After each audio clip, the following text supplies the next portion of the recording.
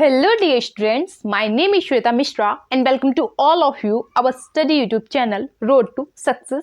आप सभी का हार्दिक स्वागत है हमारे study YouTube channel road to success पर, जिसमें हम अब तक डिस्कस कर चुके हैं समथिंग 2000 क्वेश्चंस जो आपके UGC net JRF paper second और जिन लोगों का ऑप्शनल सब्जेक्ट सोशियोलॉजी है उनके लिए अति महत्वपूर्ण है, और वो लोग जो टीजीटी और पीजीटी की प्रिपरेशन कर रहे हैं या वे व्यक्ति जो ग्रेजुएशन एवं पोस्ट ग्रेजुएशन में जिनका सब्जेक्ट सोशियोलॉजी समाजशास्त्र है उनके लिए भी यह क्लास अति महत्वपूर्ण होगी। तो ज़्यादा से ज़्यादा लोगों के साथ इस क्लास को शेयर करें, चैनल को सब्सक्राइब करें, बेल आइकन प्रेस करें ताकि नेक्स्ट क्लास का नोटिफिकेशन आपको मिल सके। तो देखते हैं हमारी आज की क्लास का पहला प्रश्न क्या कहता है। प्रश्न संख्या है 951 951। क्या कहता है देखते हैं। 4 विकल्प दिए जाएंगे, सही विकल्प का चयन करना है। इसी प्रकार आपसे प्रश्न एग्जाम में पूछे जाते हैं। तो देखते हैं हमारी आज की क्लास का पहला प्रश्न क्या कहता है। फैलते हुए उद्योगों और भवनों के कारण नगरों का जो प्रसारण होता है उसे बनने वाले नगरीय क्षेत्रों को क्या कहा जाता है, यह बताना है आपको। So option number A, B, C, D में से सही विकल्प का चयन करना है। ऑप्शन नंबर सी सही विकल्प होगा आपका कन्वर्सेशन। ऑप्शन नंबर सी सही विकल्प है। नेक्स्ट है क्वेश्चन नंबर सेकंड हमारा। क्या कहता है देखते हैं। नगरवासियों की नाजुकता नगरीय समुदाय का एक लक्षण है, इसका क्या अर्थ है, इसका अर्थ क्या है यह बताना है। सो ऑप्शन नंबर सी सही विकल्प होगा नम्रता के ढंग का दिखावा। नेक्स्ट है क्वेश्चन नंबर 3। समीरपेट ग्राम किस राज्य में स्थित है, यह बताना है। सो ऑप्शन नंबर ए सही विकल्प होगा आपका तमिलनाडु। नेक्स्ट है क्वेश्चन नंबर 4। माध्यमिक संबोधन शब्द का प्रयोग सर्वप्रथम किसने किया, तो यह किया था टाइलर जी ने। ऑप्शन नंबर ए सही विकल्प होगा आपका। नेक्स्ट है क्वेश्चन नंबर 5। क्या कहता है देखते हैं। अ स्टडी ऑफ हिस्ट्री नामक पुस्तक किसने लिखी है, या अ स्टडी ऑफ हिस्ट्री नामक पुस्तक के लेखक कौन है। दोनों एक ही प्रश्न है। तो देखते हैं option number A, B, C, D में से कौन सा सही विकल्प होगा। Option number B Toynbee is a correct answer. एक समाजशास्त्री हैं जिनका नाम है टाइलर, वह भी इनसे मिलते जुलते हैं। तो देखते हैं नेक्स्ट क्वेश्चन क्या कहता है। क्वेश्चन नंबर 6 है हमारा। प्रगति का अर्थ अच्छाई के लिए होने वाले परिवर्तन है जिनमें मूल्य निर्धारण के तत्व निहित हैं। यह परिभाषा किस समाजशास्त्री की है, यह है ऑगबर्न एवं निमकॉफ की। नेक्स्ट है निमकॉक, यहाँ पर निमकॉक दिया है, वैसे कहीं कहीं पर इनका नाम निमकॉफ भी दिया जाता है, तो आप कंफ्यूज ना हो, सेम ही है। यह एक ही समाजशास्त्री हैं जिनका नाम कभी कभी एरर भी हो जाता है और कभी अलग अलग दे देते हैं हिंदी और इंग्लिश वर्जन की वजह से। तो देखते हैं नेक्स्ट क्वेश्चन क्या कहता है। क्वेश्चन नंबर 57 है। निम्नलिखित में से किसने प्रगति की नैतिक अवधारणा पर जोर दिया है, किसने दिया है। Option number A MacIver is a correct answer. Next question है क्वेश्चन नंबर 8। क्या कहता है देखते हैं। बहुपत्नी विवाह का प्रमुख कारण क्या है, यह बताना है। So option number A is a correct answer अधिक स्त्री कम पुरुष। क्या कारण है, अधिक स्त्री और कम पुरुष। नेक्स्ट है क्वेश्चन नंबर 9। आदर्शात्मक सामाजिक व्यवस्था इस बात पर बल देती है कि, किस बात पर बल देती है। ऑप्शन नंबर ए है व्यक्ति को किस प्रकार के व्यवहार करना चाहिए। नेक्स्ट है ऑप्शन नंबर बी व्यक्ति वास्तव में किस प्रकार का व्यवहार करता है, दोनों पर कैसे करना चाहिए और कैसे करता है, उपरोक्त दोनों। ऑप्शन नंबर सी सही विकल्प होगा। नेक्स्ट है आज की क्लास का क्वेश्चन नंबर 10। देखते हैं क्या कहता है। रिजले ने प्रजातियों का वर्गीकरण निम्न में से कितनी श्रेणियों में किया है, तो इन्होंने किया है 7 श्रेणियों में। निम्नलिखित में से किस जनजाति का बहुपत्नी प्रथा प्रचलित नहीं है, किस जनजाति में बहु पत्नी प्रथा प्रचलित नहीं है, यह बताना है आपको। तो ऑप्शन नंबर डी सही विकल्प होगा, कुमार।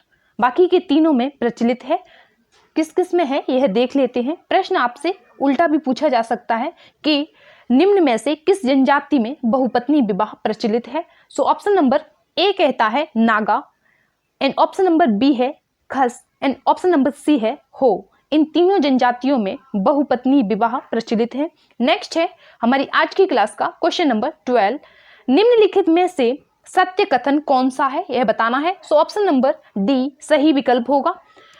कॉम्टे ने 1838 में समाजशास्त्र की नींव रखी थी। किसने रखी थी? कॉम्टे जी ने, जो कब रखी थी? 1838 ईस्वी में। नेक्स्ट है आज की क्लास का क्वेश्चन नंबर 13, क्या कहता है देखते हैं। समाजशास्त्र सामाजिक संबंधों के स्वरूपों का अध्ययन है, यह कथन किसका है, यह बताना है आपको कि समाजशास्त्र सामाजिक संबंधों का स्वरूप का अध्ययन है, यह कथन किस समाजशास्त्री का है? तो यह है सिमेल का। ऑप्शन नंबर सी सही विकल्प होगा। नेक्स्ट है क्वेश्चन नंबर 14, क्या कहता है देखते हैं। शिक्षा मनोविज्ञान की प्रयोगात्मक विधि है। सो ऑप्शन नंबर ए सही है। डैश के बाद क्या होगा? विधि बहुत ही विश्वसनीय, प्राथमिक, बहुत ही विश्वसनीय, प्रमाणिक एवं नियमित है। क्या है सही विकल्प? बहुत ही विश्वसनीय, प्रमाणिक एवं नियमित है। ऑप्शन नंबर ए सही विकल्प होगा। नेक्स्ट है क्वेश्चन नंबर, आज की क्लास का क्वेश्चन नंबर 15 है।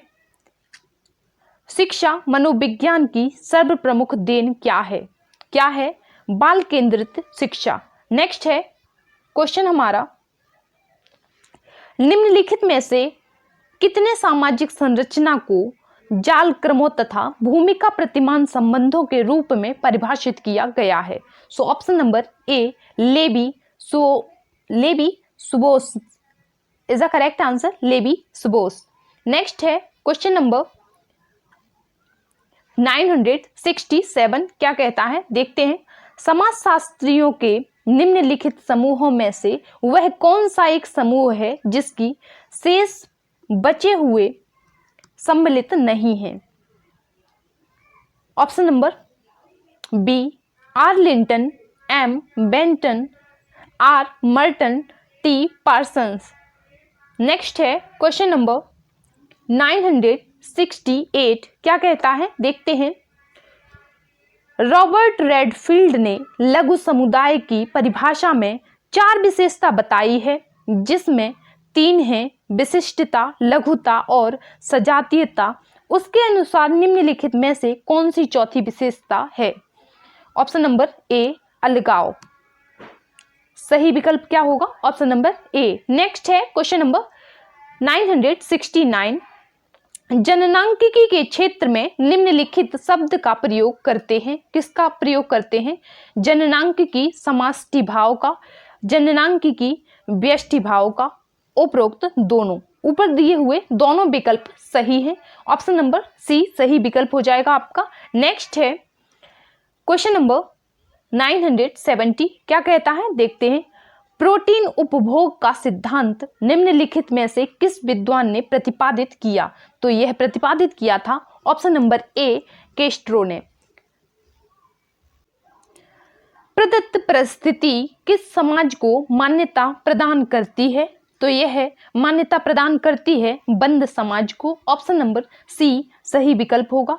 नेक्स्ट क्वेश्चन कहता है क्वेश्चन नंबर 972, निम्नलिखित में से कौन सा सामाजिक संरचना का नियामक है? यह बताना है कि सामाजिक संरचना का नियामक क्या है। सो ऑप्शन नंबर डी परिवार का आकार एवं स्वजनों की संख्या is the correct answer. Next question क्या कहता है देखते हैं। प्रश्न संख्या 973 है। धर्म आध्यात्मिक शक्ति में विश्वास है, यह कथन किसका है? यह बताना है आपको कि यह कथन किसने दिया है कि धर्म आध्यात्मिक शक्ति में विश्वास है। सो यह दिया है टाइलर ने। नेक्स्ट है क्वेश्चन नंबर 974 क्या कहता है, देखते हैं। परिवार एक गृहस्थ समूह है जिसमें माता पिता और संतान साथ साथ रहते हैं, यहाँ गृहस्थ होगा। इसके मूल रूप में दंपति और उनकी संतान रहती है। यह परिभाषा किसने दी है, तो यह परिभाषा दी है option number A Lucy Mair ने। Option number A Lucy Mair is the correct answer. Next है क्वेश्चन नंबर 975। एक व्यक्ति जिस समूह का सदस्य है यदि वह उससे बाहर विवाह करे तो यह कहलाता है, क्या कहलाएगा, यह बही विवाह। क्या कहलाएगा, बही विवाह। नेक्स्ट है क्वेश्चन नंबर 976। दहेज निरोधक अधिनियम किस सन में पारित हुआ था, यह बताना है आपको कि दहेज निरोधक अधिनियम किस सन में पारित हुआ था। तो यह पारित हुआ था 1961 ईस्वी में। नेक्स्ट है क्वेश्चन नंबर 977। धर्म का जन्म हुआ, धर्म का जन्म कैसे हुआ यह बताना है। तो अज्ञात शक्तियों के प्रति अस्पष्ट भय के कारण, कोई भी स्पष्ट भय नहीं था, किंतु यह समाजशास्त्रियों का मानना है कि अज्ञात शक्तियों के प्रति अस्पष्ट भय के कारण हुआ था। ऑप्शन नंबर ए सही विकल्प हो जाएगा। नेक्स्ट क्वेश्चन है, निम्नलिखित में से कौन सा प्रवैतिक संघर्ष है, यह बताना है। Option number A B C D में से कौन सा सही विकल्प होगा। सो ऑप्शन नंबर सी सही विकल्प होगा, प्रतियोगिता। नेक्स्ट क्वेश्चन कहता है, क्वेश्चन नंबर 979। किस कर्म में, निम्नलिखित में से किस कर्म में विश्वास व्यवस्था की शक्ति निहित रहती है। नीचे दिए हुए विकल्पों में से ऐसा कौन सा विकल्प है जिसमें कर्म में विश्वास व्यवस्था की शक्ति निहित है। तो यह है धर्म कर्म। क्या है, ऑप्शन नंबर बी सही विकल्प होगा। नेक्स्ट है क्वेश्चन नंबर 980। एक बच्चे का विद्यालय से खिसक जाना क्या कहलाता है, क्या कहलाएगा, आवारागर्दी। ऑप्शन नंबर डी बिल्कुल सही विकल्प होगा। क्या कहलाएगा, आवारागर्दी। नेक्स्ट क्वेश्चन क्या कहता है, क्वेश्चन नंबर है 981। तथ्यों को वस्तुनिष्ठ तब कहा जाता है जब डॉट, क्या कब कहा जाता है यह बताना है। सो ऑप्शन नंबर सी सही विकल्प होगा, उनकी तार्किक रूप से व्युत्पत्ति होती है। ऑप्शन नंबर सी सही होगा विकल्प आपका। नेक्स्ट है क्वेश्चन नंबर 982। निम्न में से सामाजिक परिवर्तन है, क्या है यह बताना है आपको। सामाजिक संगठन में परिवर्तन ही क्या है, सामाजिक परिवर्तन है। नेक्स्ट है क्वेश्चन नंबर 983। निम्नांकित में से कौन सा एक कथन सही है, यह बताना है आपको कि नीचे दिए हुए विकल्पों में से कौन सा विकल्प सत्य है, सही है, राइट है। नेक्स्ट है ऑप्शन है आपका ऑप्शन नंबर बी। क्या कहता है, संस्था एक साधन है, साध्य नहीं। संस्था क्या है, साधन है, साध्य नहीं है। नेक्स्ट क्वेश्चन है, निम्नलिखित में से मानव समाज के निवास की रेखीय व्याख्या किसने की है, यह बताना है आपको कि मानव समाज के निवास की रेखीय व्याख्या किसने दी है। तो यह दी है स्पेंसर ने। ऑप्शन नंबर सी सही विकल्प होगा। नेक्स्ट है क्वेश्चन नंबर 985। संस्कृत का निर्माण किससे होता है, तो यह होता है ऑप्शन नंबर ए अमूर्त प्रतिमानों से। किससे होता है, अमूर्त प्रतिमानों से। नेक्स्ट क्वेश्चन कहता है, समाजशास्त्र समाज का सामान्य विज्ञान है, निम्न में से यह परिभाषा किसने दी थी, यह बताना है कि नीचे दिए हुए विकल्पों में से यह परिभाषा किसने दी। परिभाषा क्या है, समाजशास्त्र समाज का एक सामान्य विज्ञान है। तो यह दी थी परिभाषा ऑप्शन नंबर बी इलेंस इंकेल्स ने। यहां भी टाइपिंग एरर है, नाम क्या होगा, इलेक्स इंकेल्स लिखा जाएगा। नेक्स्ट है क्वेश्चन नंबर 987 कहता है, निम्न में से किसने परिवार से राज्य तक की संस्था का अध्ययन समाजशास्त्रियों का कार्य बताया है? यह प्रश्न आपके यूजीसी में पूछा जा चुका है। सो देखते हैं सही विकल्प क्या होगा। Auguste Comte option A, Max Weber option B, Herbert Spencer option C and option D है उपरोक्त सभी। तो यह तीनों विकल्प जो ऊपर दिए हुए विकल्प हैं वह तीनों सही हैं, इसलिए आंसर होगा आपका विकल्प नंबर 4 ऑप्शन नंबर डी, उपरोक्त सभी। नेक्स्ट है क्वेश्चन नंबर 988 क्या कहता है, देखते हैं। समाजशास्त्र को व्यवस्थित रूप से किसने प्रदान किया? क्या प्रदान किया? व्यवस्थित रूप किसने प्रदान किया है समाजशास्त्र को, यह बताना है। तो यह किया है इमाइल दुर्खिम ने, ऑप्शन नंबर ए सही विकल्प होगा। समाजशास्त्र को व्यवस्थित रूप किसने प्रदान किया है? इमाइल दुर्खिम ने किया है। नेक्स्ट है क्वेश्चन नंबर 989, समाजशास्त्र शब्द की उत्पत्ति किस भाषा से हुई है, यह बताना है। यह प्रश्न भी आपसे पूछा जा चुका है। तो इसकी उत्पत्ति हुई है लैटिन एवं ग्रीक भाषा से। ऑप्शन नंबर ए बी दोनों सही होंगे, इसलिए ऑप्शन नंबर सी सही विकल्प होगा आपका। नेक्स्ट है क्वेश्चन नंबर 990 क्या कहता है, देखते हैं। व्याख्यान सुनने वाले समूह को क्या कहते हैं? यह प्रश्न भी आपसे पूछा जा चुका है यूजीसी में। तो इनको कहते हैं श्रोता समूह। ऑब्वियस सुनने वाले को क्या कहेंगे? श्रोता। तो इसी से आप याद कर सकते हैं कि व्याख्यान सुनने वाले को श्रोता समूह में सम्मिलित करते हैं। क्वेश्चन नंबर 991 क्या कहता है, देखते हैं।